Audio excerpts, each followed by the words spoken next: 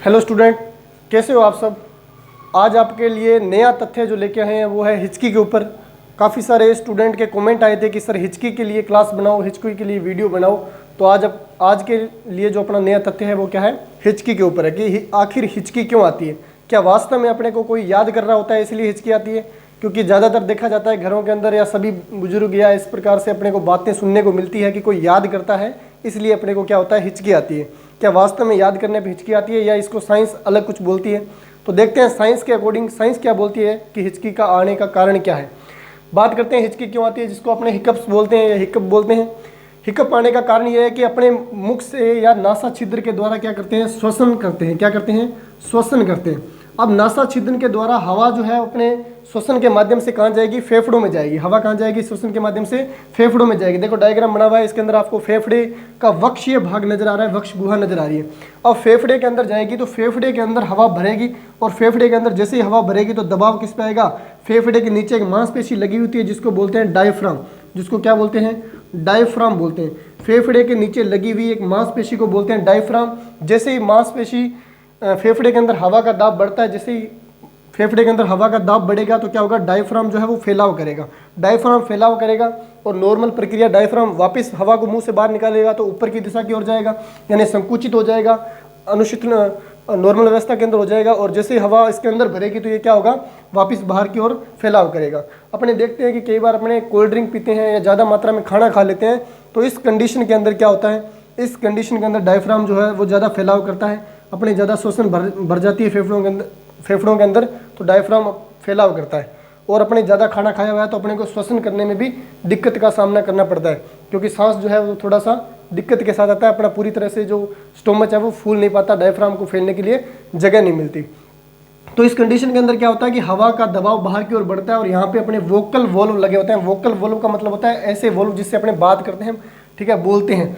उन vocal valve के अंदर घाटी ढक्कन, जहाँ पे एपिग्लोटिस होता है, घाटी ढक्कन के ऊपर एक तंतुनुमा संरचना होती है, उसको बोलते हैं एपिग्लोटिस।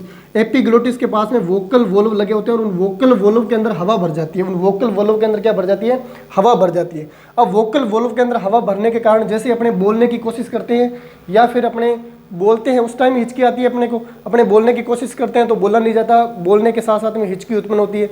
या अपने अंदर सांस खींचने की कोशिश करते हैं तो अपने को सांस खींचने के दौरान भी हिचकी उत्पन्न होती है।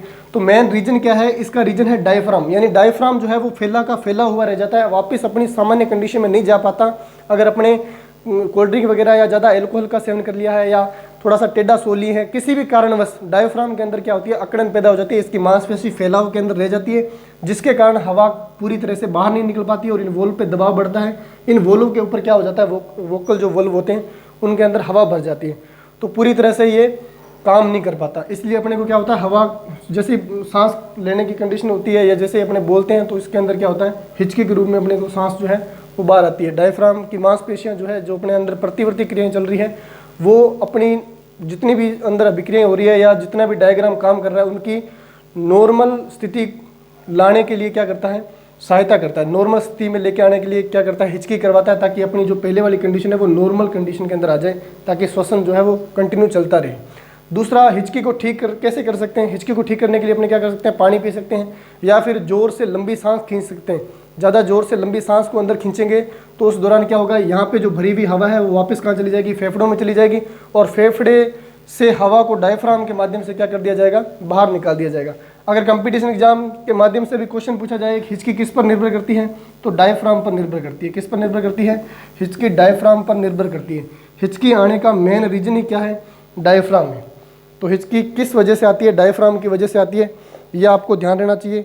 हिचकी आने के लिए कौन सी मांसपेशी जिम्मेदार है, इस प्रकार का भी क्वेश्चन पूछता है एग्जामिनर। तो हिचकी आने के लिए जो मांसपेशी जिम्मेदार होती है वो भी कौन सी है, डायफ्राम है। तो आज का तथ्य अपना रहा है हिचकी का, कि हिचकी क्यों आती है, कोई याद नहीं करता है, किसी के याद करने से हिचकी नहीं आती है, ये सब भ्रांतियां हैं। आपको ध्यान रखना है हिचकी क्यों आती है, डायफ्राम में अनुशीतलन नहीं हो पाता, डायफ्राम जो है वो अपनी नॉर्मल कंडीशन के अंदर वापस नहीं आ पाता और वोकल वॉल्व के अंदर क्या भर जाती है, हवा भर जाती है, इसलिए अपने को हिचकी आती है। हिचकी आने का मेन रीजन यही है। अगर आपके दिमाग में भी कोई साइंटिफिक इफेक्ट घूम रहे हैं, आपको उनके बारे में जानकारी चाहिए तो कमेंट करके ज़रूर बताएं, उनके लिए भी क्लास बनाई जाएगी।